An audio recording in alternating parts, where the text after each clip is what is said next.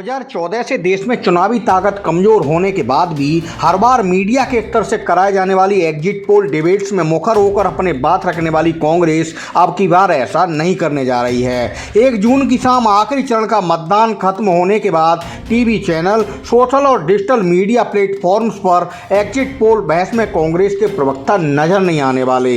Media reports और सूत्रों के हवाले से मिली जानकारी के अनुसार कांग्रेस पार्टी ने फैसला लिया है कि एग्जिट पोल में उनका कोई प्रवक्ता शामिल नहीं होगा।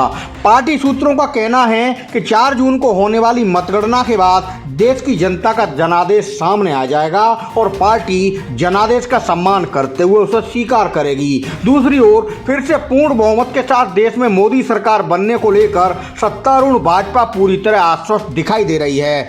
सभी तरह की राजनीतिक बहस और एग्जिट पोल में शामिल होने के लिए भगवा कैंप ने आस्तीनें चढ़ा ली हैं। इंडी गठबंधन का नेतृत्व कर रही कांग्रेस के एग्जिट पोल बहस में शामिल न होने के फैसले के बाद उनके गठजोड़ की दूसरी पार्टियों का इस बारे में क्या रुख रहने वाला है, इसे लेकर हर तरफ उत्सुकता बढ़ रही है। आखिरी चरण के चुनाव में प्रधानमंत्री नरेंद्र मोदी, केंद्रीय मंत्री आर.के. सिंह, अनुराग ठाकुर समेत तमाम दिग्गज मैदान में हैं। एक्टर कंगना रनावत, रवि किशन, पवन सिंह, काजल निषाद की किस्मत का फैसला भी इसी चरण में होना है। इसके अलावा पश्चिम बंगाल की मुख्यमंत्री ममता बनर्जी के भतीजे अभिषेक बनर्जी, अफजाल अंसारी, विक्रमादित्य सिंह भी इस फेस में अपनी किस्मत आजमा रहे हैं। चुनाव आयोग के मुताबिक इलेक्शन के 7वें फेज में 904 उम्मीदवार मैदान में हैं। इनमें 809 पुरुष और 95 महिला उम्मीदवार शामिल हैं। इस फेज में सबसे अमीर प्रत्याशी बठिंडा पंजाब से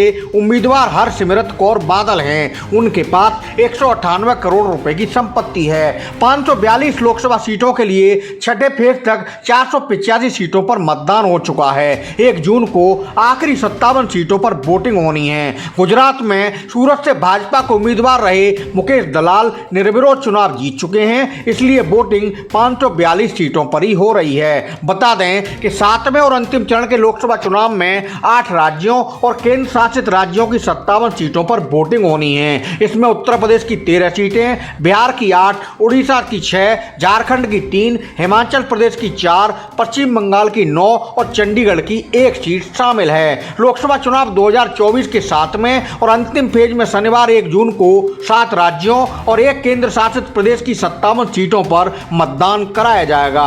2019 में इन सीटों में से सबसे ज्यादा भाजपा 25, तृणमूल कांग्रेस 9, बीजू जनता दल 4, जनता दल यूनाइटेड और अपना दल एस 2, झारखंड मुक्ति मोर्चा महज 1 सीट जीत सके थे। कांग्रेस को केवल पंजाब की बदौलत 8 सीटों पर जीत मिली थी।